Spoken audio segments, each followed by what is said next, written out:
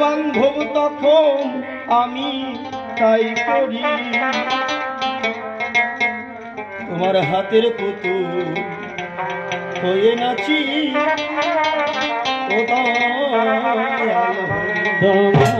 হরি হরি বল হরি বল হরি বল।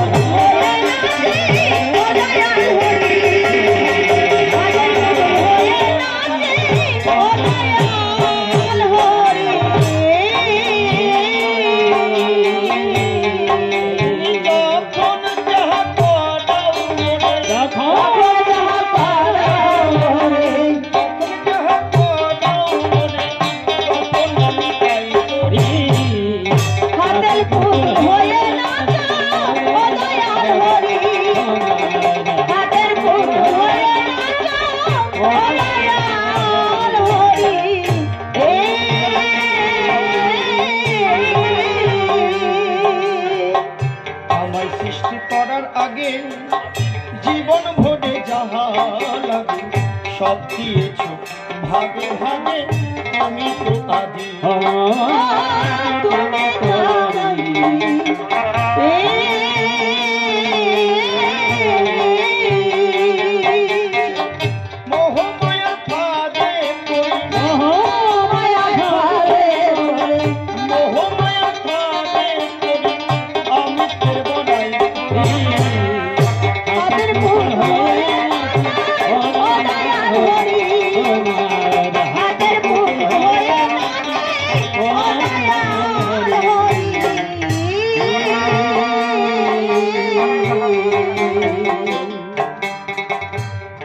কোনখানে গমন করলে একজন মহাজন এত সুন্দর কলম ধরতে পারে? কি বলছেন? তোমার হাতের পুতুল হয়ে নাচি ও দয়াল হরি। ও মা, কোনদিন কি আমরা চিন্তা করেছি আমি কারোর হাতের পুতুল?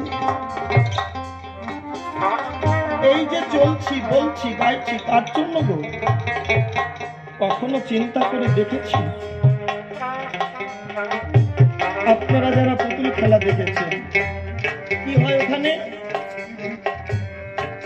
দেখবেন মঞ্চে কতগুলো পুতুল থাকে, এমন রশ্মির দ্বারায় পুতুলগুলো নাচানো হয়, দর্শক বুঝতে পারে না, ভাবে কি পুতুল একাই নাচ।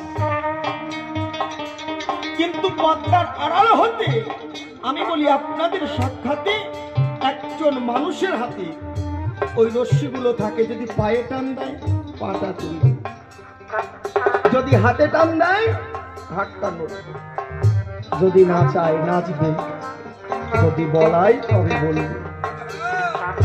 ঠিক তদ্রূপের ঘটনা আমাকেও একজন বলায়, একজন চলায়, একজন গাওয়ায়। তাই তো বলি, না হলে আমার মতো অধমের দ্বারা এই জগতে চলা বলা গাওয়া হতো না। দেখেছি কখনো তাকে? দেখিনি। কেন দেখিনি? আমার তো নয়ন আছে, আমি দেখলাম না। কেন? কারণ পাঁচটি জ্ঞানেন্দ্রিয়, পাঁচটি কর্মেন্দ্রিয়। যদি গুরু গোবিন্দের সেবার্থ উন্মুখ করতে পারতাম তবে হয়তো আমি তার দর্শন করতে পারতাম। এই পায়ে হেঁটে হেঁটে বলি আপনাদের সাক্ষাতে কত কুকর্ম করতে গেছি। কোনোদিনও চরণ যুগলকে বললাম না, ওরে চরণ যুগল চল, যেখানে ভক্ত সঙ্গ হয়, যেখানে সাধুর সঙ্গ হয়, সেখানে আমাকে নিয়ে চল।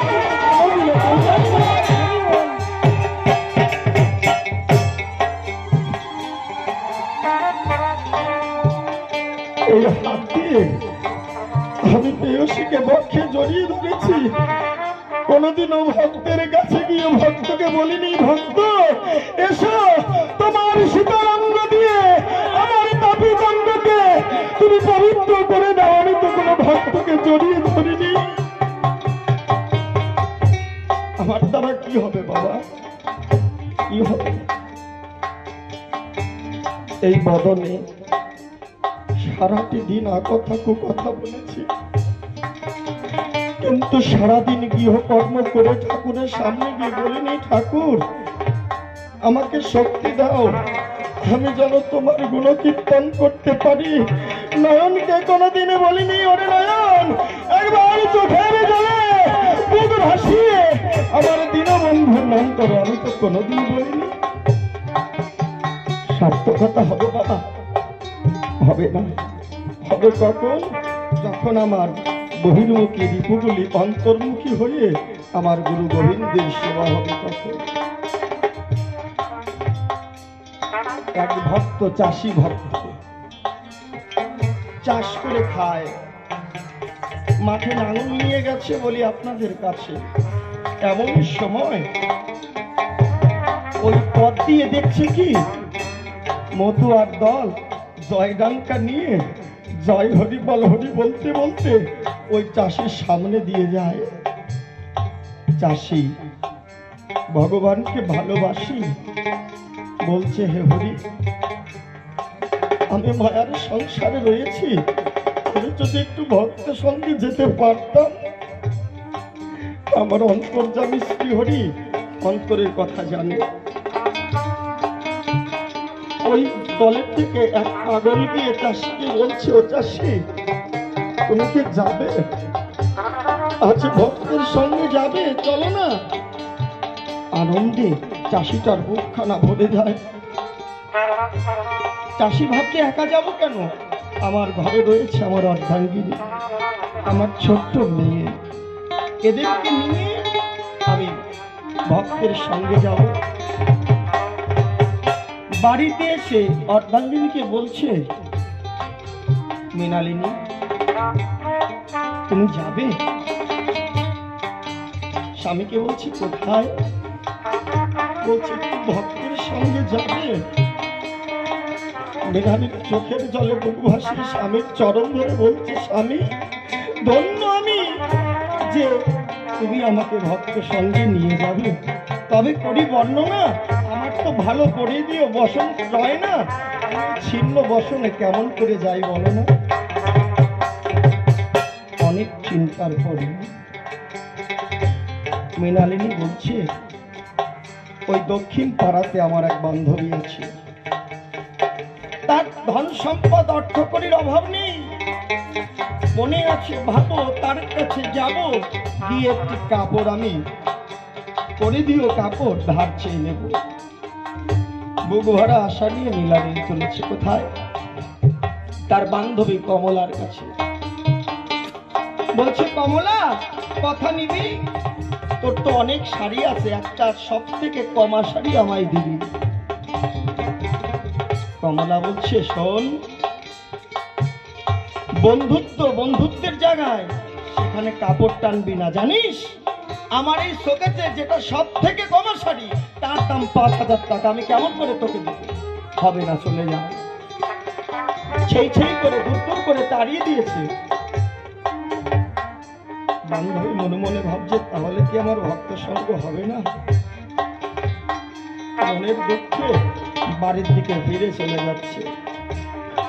এমন সময় তার বাড়ির একজন কাজের মেয়ে ডাক দিয়ে বলছে, দিদি রে তুমি তো চলে যাও, কথা নাও। গত বছর দুর্গা পুজোতে এই বাড়িতে কাজ করি বলে ওরা আমাকে একটা সুন্দর শাড়ি দিয়েছে, তুমি যদি এই শাড়িটা নিয়ে ভক্তের সঙ্গে যাও তাহলে আমার জীবন ধন্য হয়ে যাবে। কাপড়খানা যখন দিয়েছে, মৃণালিনী বুকে জড়িয়ে ধরে কাপড়টা নিয়ে ভক্তের সঙ্গে যাচ্ছে।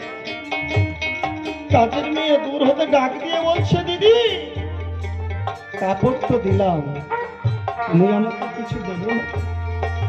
কিছু দেবে না? কিছু দাও। চোখের জলে বুক ভাসিয়ে বলছে, আমার তো দেওয়ার মতো কিছু নেই।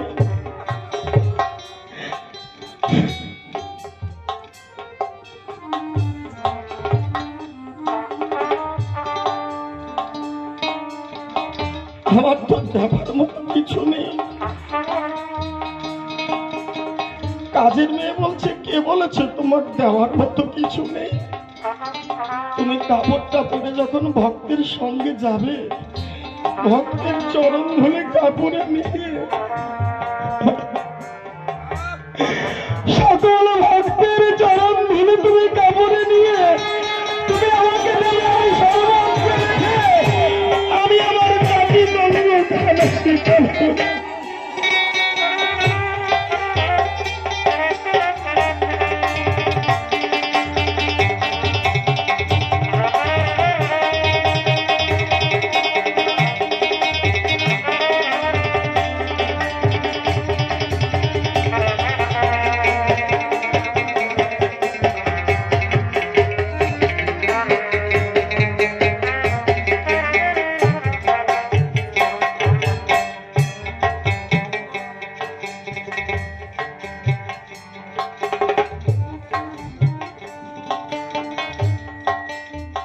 কাজের মেয়েকে বলছে, আরে আমি চেষ্টা করব ভক্তের চরণ ধুলি দেওয়ার জন্য। সেই কাপড়টা পরিধান করে যখন ভক্তের সঙ্গে গেছে, সমস্ত মতুয়ার পাগল গোসাই যারা ছিল ওই মেয়ের কাছে জয় ডঙ্কা বাজিয়ে জয় হরিবল শ্রী হরিবল বলে যখন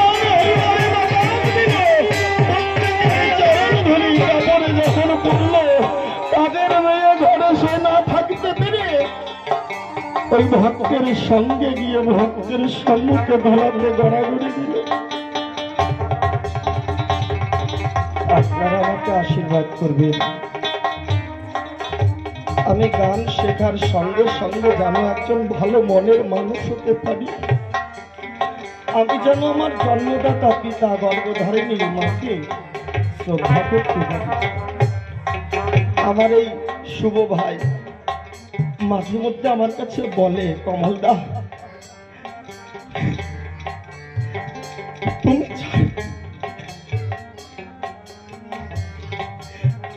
তুমি জানো না আমি আমার বাবাকে কতটা ভালোবাসি।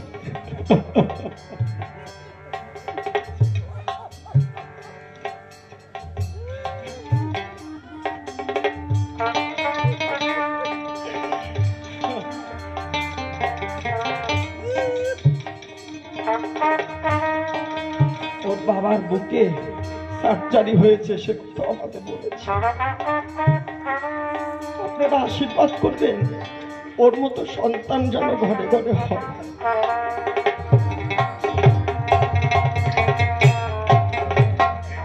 এমন জন্ম আমরা পাবো কি না পাবো।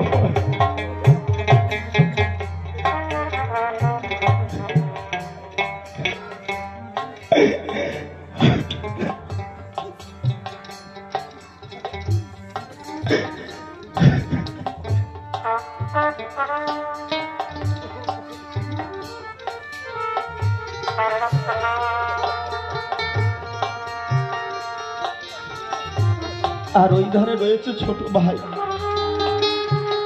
ওকে আশীর্বাদ করবেন, ও যেন ভালো একজন সহশিল্পী হয়।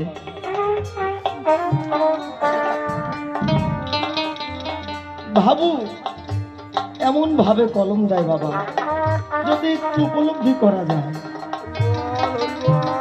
তাহলে কিন্তু পাগলের বাজারে প্রেমের বাজারে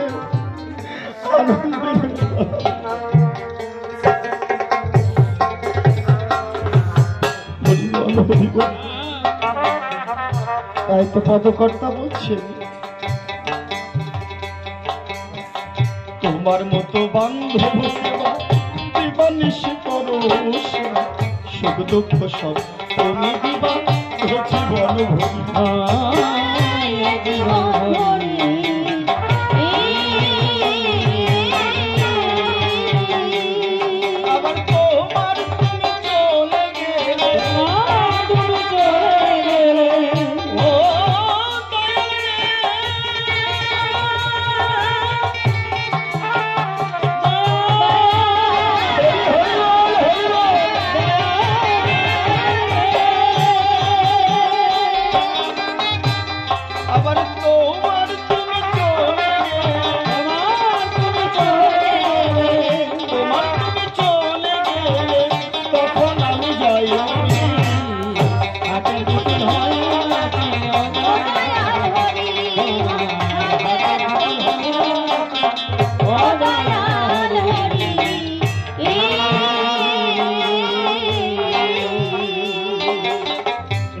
যোগে যেই করি ঘুম তুমি এসে দাও মোরে ঘুম পড়ায় তো প্রীতির কুমকুম নিঝুম রাত ভরি